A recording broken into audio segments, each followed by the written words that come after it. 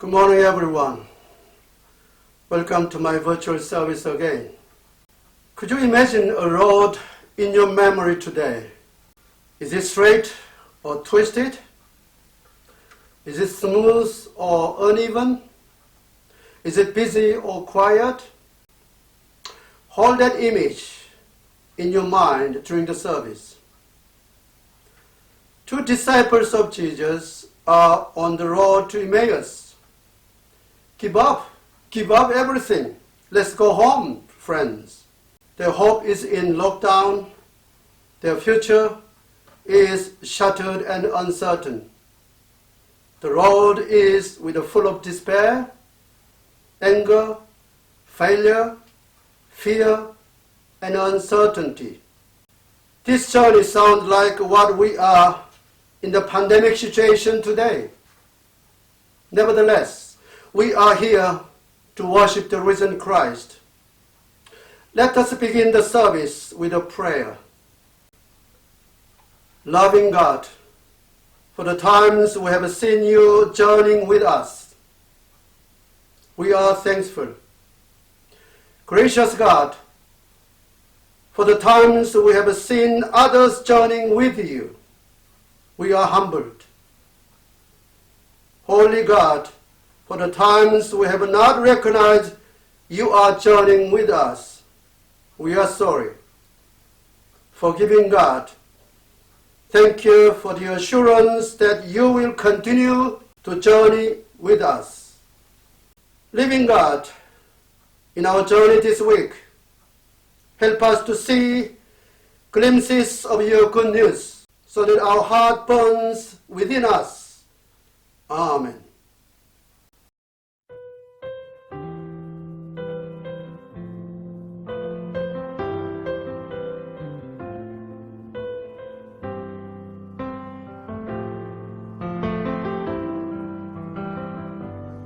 All I once held dear, built my life upon.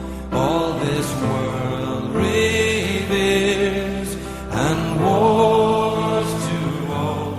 All I once thought gain, I have counted lost, strength and worthless now, compared to this.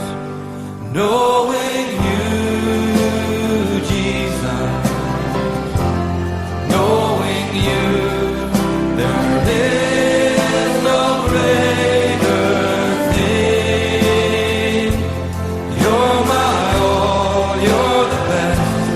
You're my joy, my righteousness, and I love you, Lord. Now my heart's desire is to know you more, to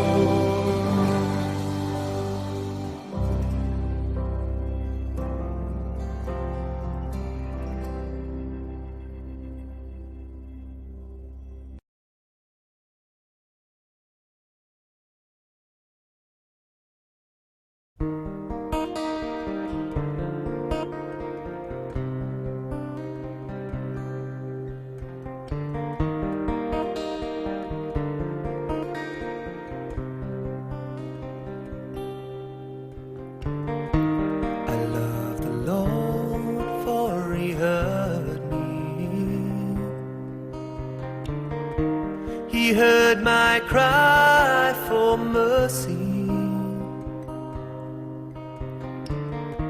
because he turned his ear to me.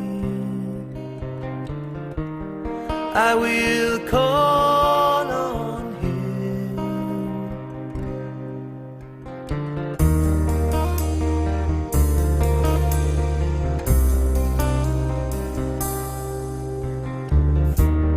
Cords of death, they entangled me. The anguish of the grave was upon me. I was overcome by trouble and sorrow. Then I called on your name.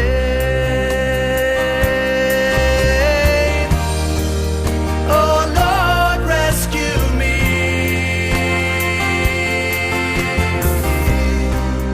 Oh Lord, rescue me.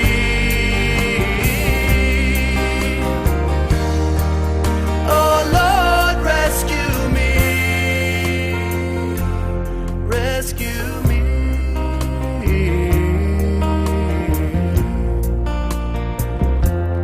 Rescue me.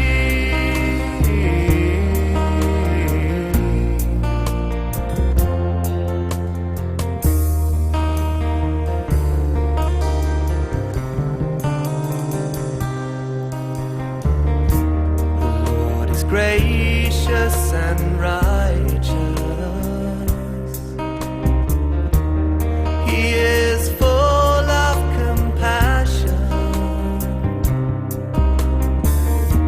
The Lord protects the simple-hearted. When I was in need, he saved me. So be at rest once for my soul, for the Lord's been good to you. So be at rest once for my soul, oh my soul,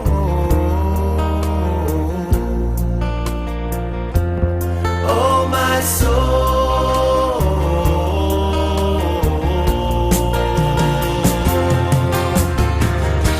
For you have saved my soul from death, and you have saved my eyes from tears, and you have saved my feet from stumbling, that I may walk before the Lord, that I may walk before the Lord, that I may walk before the Lord, that I may walk before the Lord, that I may walk before the Lord, that I may walk before the Lord, that I may walk before the Lord, that I may walk before the Lord.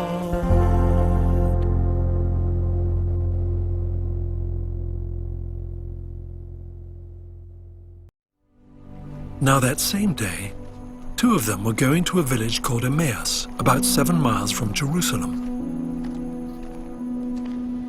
They were talking with each other about everything that had happened. As they talked and discussed these things with each other, Jesus himself came up and walked along with them, but they were kept from recognizing him. He asked them, "What are you discussing together as you walk along?" They stood still, their faces downcast. One of them, named Cleophas, asked him, Are you the only one visiting Jerusalem who does not know the things that have happened there in these days? What things? He asked. About Jesus of Nazareth, they replied. He was a prophet, powerful in word and deed before God and all the people. The chief priests and our rulers handed him over to be sentenced to death, and they crucified him. But we had hoped that he was the one who was going to redeem Israel. And what is more, it is the third day since all this took place. In addition, some of our women amazed us. They went to the tomb early this morning but didn't find his body. They came and told us that they had seen a vision of angels who said he was alive. Then some of our companions went to the tomb and found it just as the women had said, but they did not see Jesus. He said to them, "How foolish you are, and how slow to believe all that the prophets have spoken. Did not the Messiah have to suffer these things and then enter his glory?" And beginning with Moses and all the prophets, he explained to them what was said in all the scriptures concerning himself.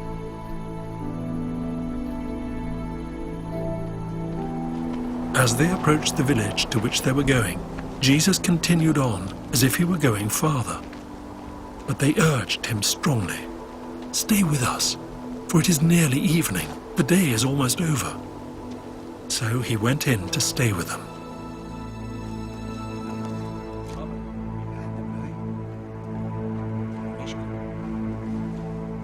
When he was at the table with them, he took bread, gave thanks, broke it, and began to give it to them.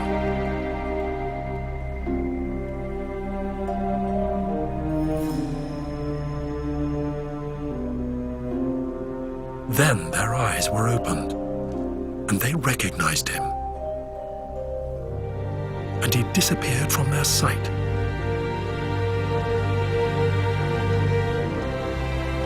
They asked each other, "Were not our hearts burning within us while he talked with us on the road and opened the scriptures to us?" They got up and returned at once to Jerusalem. There they found the 11 and those with them assembled together and saying, "It is true, the Lord has risen and has appeared to Simon." Then the two told what had happened on the way, and how Jesus was recognized by them when he broke the bread.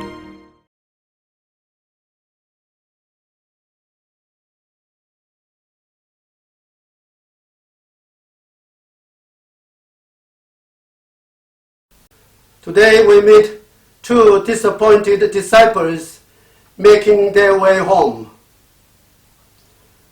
The disciples are in trauma by the death of Jesus. Their hearts are clouded by fear, anger, anxiety, grief, and failure now. I can imagine what they determined. Let's go home and forget everything. To me, their journey to Emmaus sounds like what we are undergoing through the lockdown experience since this global pandemic. On the first Easter Sunday, Jesus makes a tiresome journey from Jerusalem to Emmaus, about 8 miles.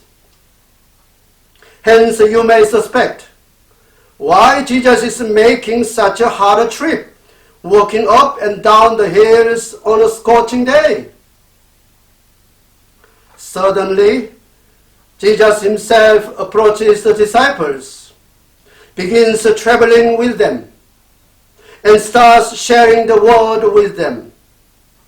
Jesus, the stranger, points out the passages in the scripture that they don't understand. And then the stranger unlocks their hearts by teaching them about Jesus' suffering, dying, and resurrection in the timeline of God's salvation plan. It is hard to believe that they cannot recognize Jesus during the journey. What's wrong with their eyes?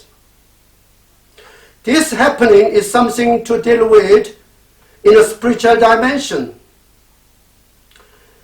By this time, to them, Jesus Christ was humiliated, tortured, nailed, died, and buried by the power of the Romans and the Jewish authority. Jesus didn't exist in their thoughts at that time. For example, Mary Magdalene at the tomb and other disciples on the shore of Galilee had the same experience. The execution of Jesus shattered the hopes and excitement of disciples. Now he is dead. Finish it. Their life is in shutdown.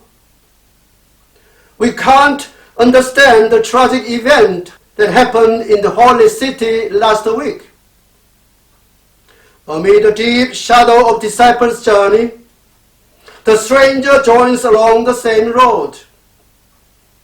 Very well, the same road with them. And the stranger listens to their griefs and responds to their absolute despair. Even though their eyes are open, they can't recognize their master because their hopes is buried in the tomb also.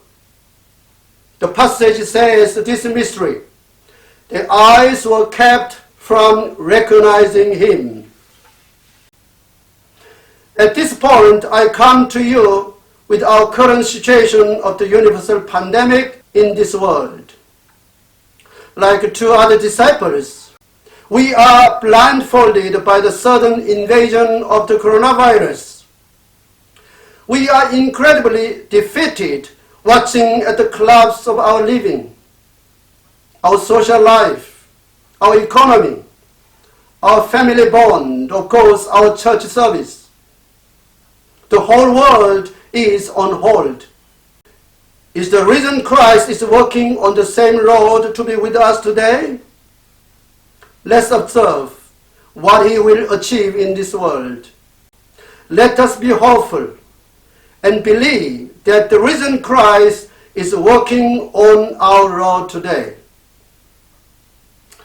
At last, they arrive in Emmaus as the sun goes down.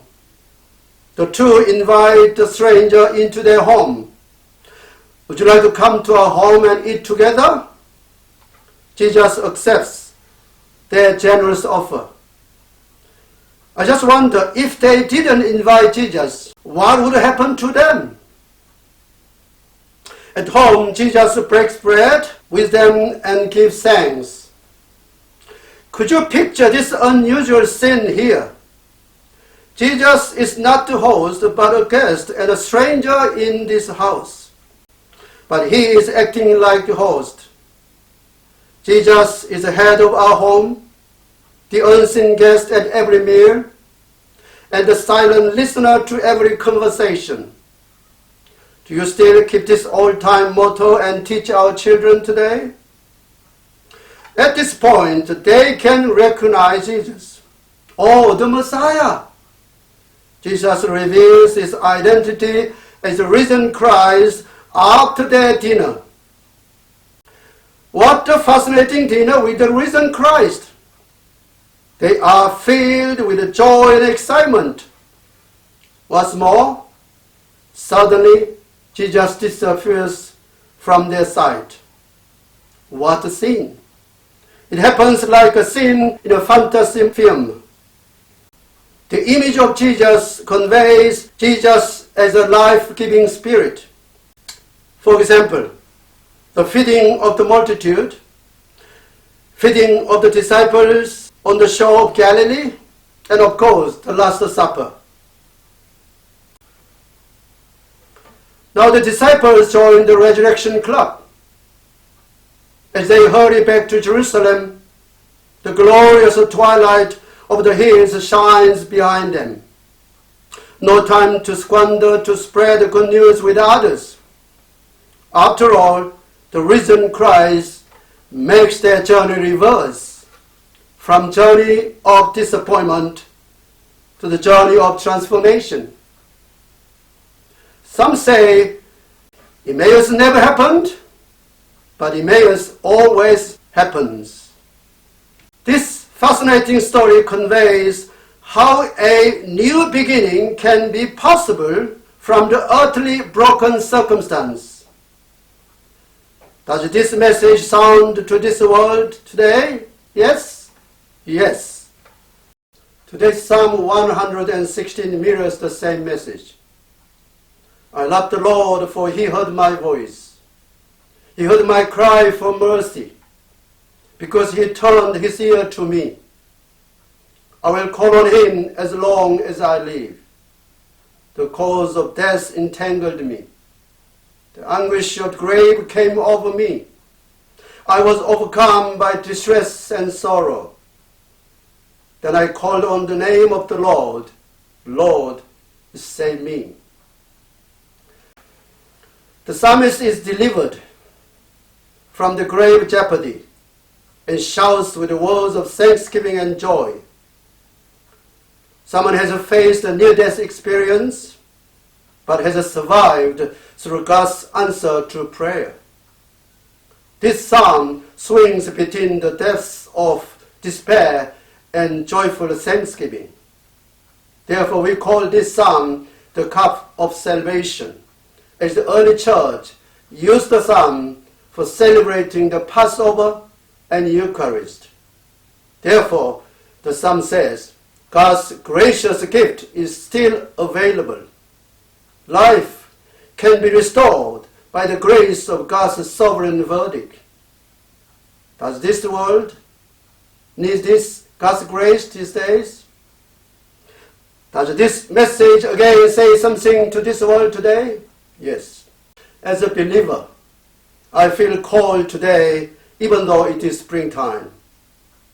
There is not so much warmth of God's spiritual energies in the vein of this world. Church buildings become historical heritages in the West. Many people can't recognize the risen Christ. Instead, we have tried to establish our world with the money and our pleasure. But today we are shedding our blood like money and pleasure also.